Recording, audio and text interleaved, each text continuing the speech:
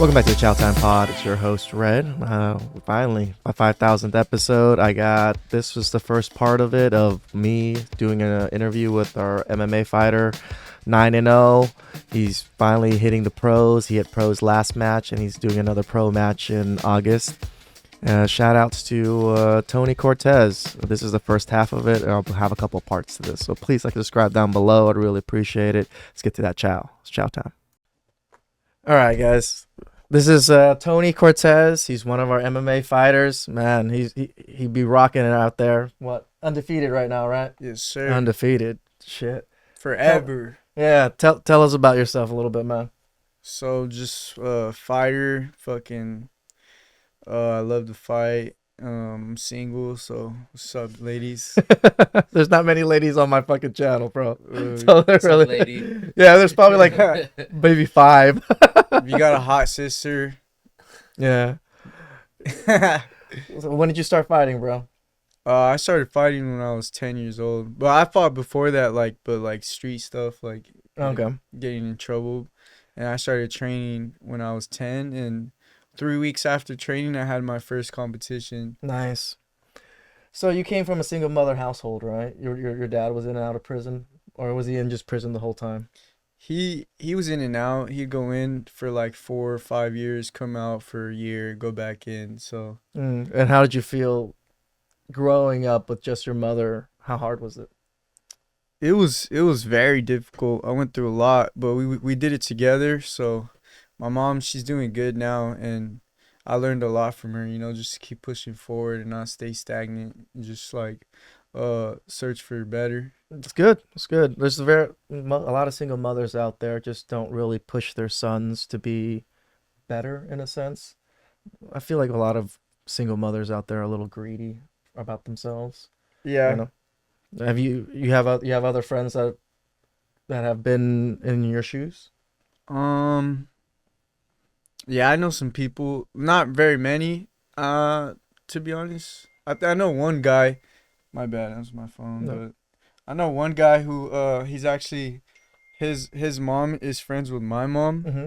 and he grew up in a single mom household, so And how did he turn out? A little bit this. he turned out good. His mom was kind of like how my mom was, where Okay. she kind of just focused a lot on him. When growing up, did you feel like you were lacking someone to teach you how to be a man? Yeah, I didn't learn about cars or how to use tools. I didn't learn none of that. How to shave or nothing. Dude, you tell the truth, I grew up with my dad, and he didn't really teach me those things either. My dad was more about business. So teaching me about business things, because he didn't want me to work with my hands like that. But just dealing with women, did you think that it was easier to deal with women without having a male figure in your life? Nah, not really, because I think the example that I have of how a man should treat a woman was what my dad taught me. Nice. Oh, so your dad did get her. Well, unconsciously, Oh, okay. He wasn't there, but I saw it and I witnessed it, and he kind of abandoned my mom and me, so I kind of learned that from him. I see. So, Yeah. so that's a hard lesson to kind of have to deal with when you're young, Shit. So this is Max. This is my chow time partner.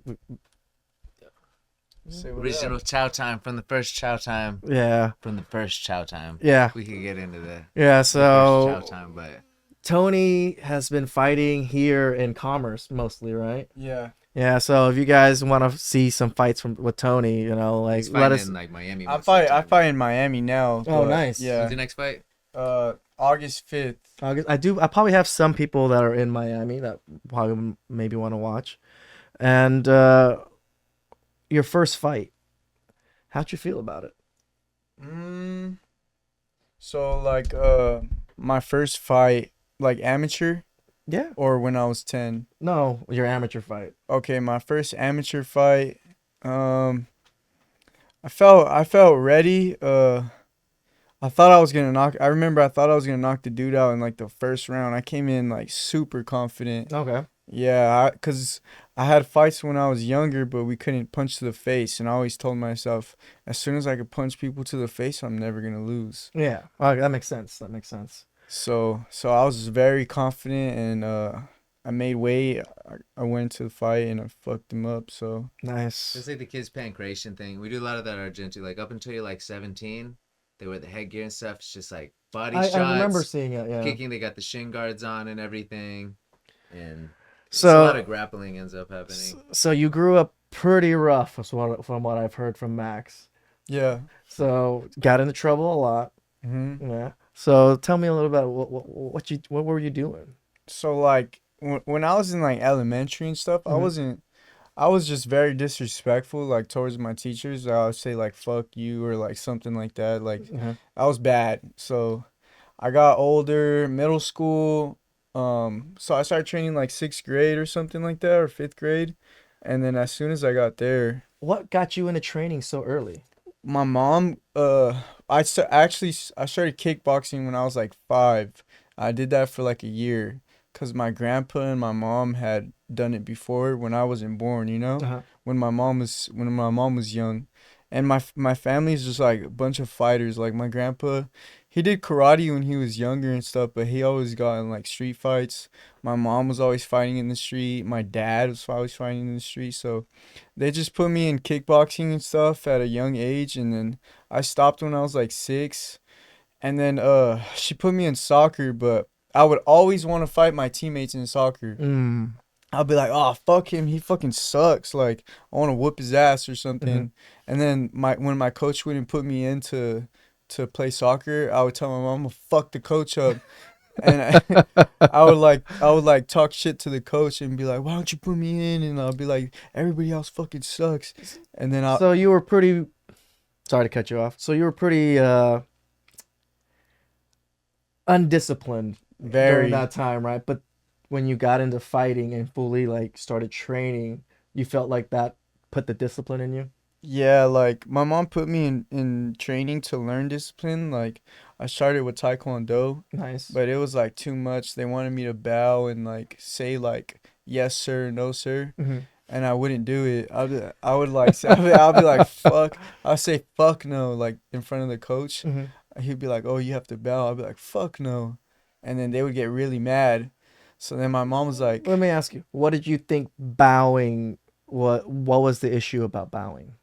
I just had a fucking my mentality was like I'm not gonna bow to nobody, and No. at 10 years old, that's what I was thinking. Like I'm not So bowing you to actually did not nobody. see it as a respect thing at all. You felt like it was something like you're beneath someone. Was that Yeah, what you kind of felt it was? yeah. I thought he was trying to punk me.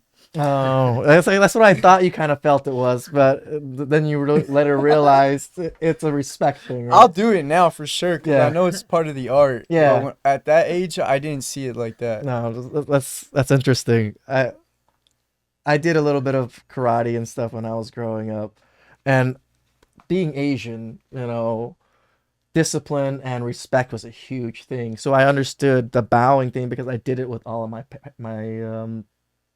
aunts and uncles. Every time I went to say hi to them, my dad would literally go, "You have to go say hi to all your aunts," and I would literally have to bow like this to all of my aunts and uncles, and I have to greet them with the proper title.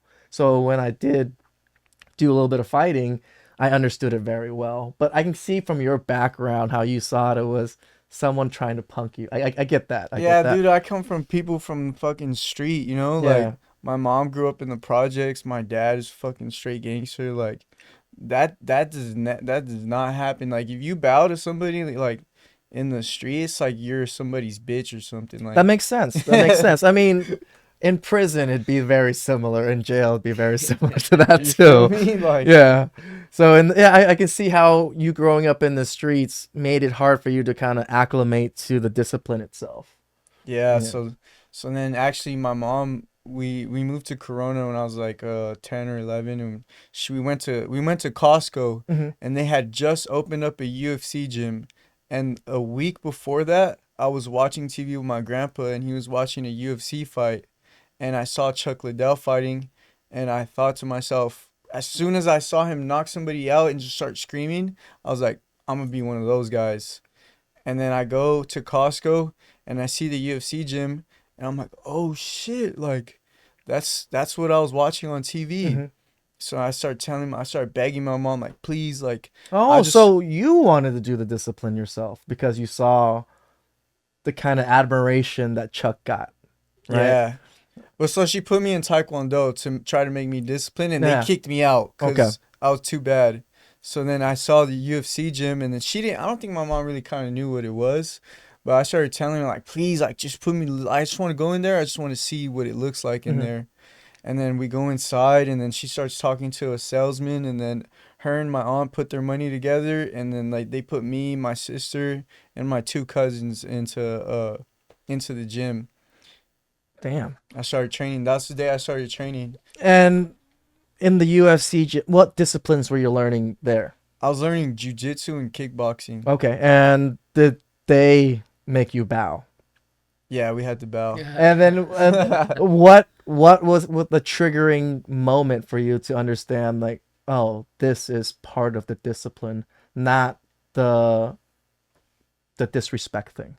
I think it was just a different atmosphere. Like the coaches were kind of somebody I can relate to a little bit more. Oh, so And they were a little bit more street guys.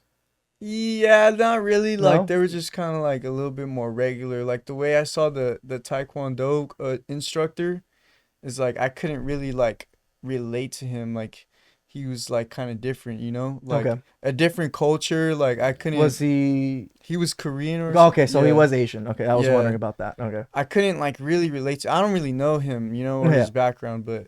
And then I go to and like just the way they were dressed, like they would wear like t-shirts and like fighting shorts, Yeah. and like the way he presented himself was like the gi and Yeah. like he was always very like uptight, like so I couldn't. And then they were just a lot more laid back, you know, like sandals and shit, just walking around like chilling. So like but the only reason I would bell was because I was like, all right, fuck it, I'm gonna bell because I want to fight everybody in the class. Like Okay. I'm just gonna get through it, you know. Hmm. And then my first day of training, I go against this kid. He's like, he's a small little white kid, and like he has a mohawk and stuff, and he's smaller than me. I'm like, in my head, I'm like, I'm gonna fuck this kid up, you Yeah. know. So I start going against him, and I pick him up in the air. Hmm. I pick him up in the air to go and slam him, and he arm bars me in the air, and he starts breaking my arm. Oh. And then I tapped out, and I was like, no way, this fucking little kid like just beat me, you know? Like I thought I could whip his ass. And then that's when I just gained respect for the sport, and I was like, I'm gonna bow, I'm gonna do whatever it takes. So it took someone smaller than you to kind of tell you ain't shit, right? Yeah, Yeah. I think that is probably one of the big humblest thing for men. It's having to hit rock bottom, right? That probably wasn't truly rock bottom for you, but you've always been a street guy, so you've taken people out quite easily. But hmm when a smaller guy that was disciplined was able to take you out so easily, you were just like, what the fuck, right? yeah. So were you able to beat him later? Later, he's actually that guy. His name's Derek Rayfield. He's actually one of the best jujitsu guys right now out of Eddie Bravo's 10th Planet. Like he's Is one. he in? He's in Las Vegas. Oh, okay. But yeah, like I know him. Like we trained. Like we kept training with each other. He was always around. I haven't competed. Like he's in a different world. He does jujitsu, Okay. and I do MMA. You didn't resent him? Nah, So you when he defeated you, you're just like, damn, we were friends after that. nice. That's why I love men, man. You can fight, you can beat the shit out of each other, and afterwards you shake hands and everything's over with, right? I Yeah. like that. I like that. So fighting now when you're doing the flip like more amateur professional fights, when you're fighting someone that you feel you can defeat, do you still have that hesitation? Oh, he still might be able to like pull something that I don't know. Oh yeah, dude. I'm a completely different person now Nice. than how I was when I was that age. You know, I learned a lot like about life, just like um experience. So I know not to doubt anybody. Like especially the man across from me, I don't doubt them. Like, Nice. it could be the worst fighter in the world, Hmm. but if we're gonna fight each other, I'm gonna prepare like it's the best fighter in the world because I'm preparing to fight that person eventually. So I gotta prepare now, not later. That's a wonderful mentality to have grown into. Like, what are you now? 23? 21. 21? Damn, you're still young, bro. Like, I'm 36. And learning that now, do you think going forward into your later ages that it's gonna make you a better man overall and a better husband? Yeah. Yeah, dude, I'm trying my best to be the best that I can possibly be, you know? Not just for myself, but eventually I'm gonna have kids. You know, kids are gonna look up to me like in just me being a professional athlete. I'm gonna have a wife one day, you know, so I'm trying my best. Do you want to marry a Western woman? Nah. No. I'm a passport bro. Yeah. So you thought about other countries that you want to go to Mexico and pick up a wife, or you want to go to Brazil or something like that? Have you ever thought of what countries, what are you attracted to? What kind of women are you attracted I to? like Latinas. I like Mediterranean women too. Okay, okay. I think they're beautiful, bro. Like I the Arabic women. I agree. I agree. But Arabic women usually come with the Muslim Yeah, religion, so that might be tough for you. I ain't tripping. Well, they ain't gonna marry you unless you convert. To Yeah, being Muslim. to being Muslim. That's where Oh, I'm most good. yeah. So I think that might be a little tough for you. I'll get like a Mediterranean girl that's like not like so like into that stuff. That makes sense. That makes A little sense. bit more free minded. Yeah. Okay. Okay. Okay. So, have you heard of Max and I's story? The ChowTime. Yeah. How we I got heard a little bit. How's that chow? Hope you guys liked it. Tony's story gets a little bit crazier. Drugs, alcohol, like deaths. He went through quite a bit to get to where he is, and he's only 21, so he's gone through more than a lot of people have and struggled. So you'll hear a Chow Time story, just, the stupid shit that me and Max did, or Max and I did, and how Chow Time kind of started and why we're here now. So please like, subscribe down below. I'd really appreciate that. And I'll catch you guys next time. It's Chow Time.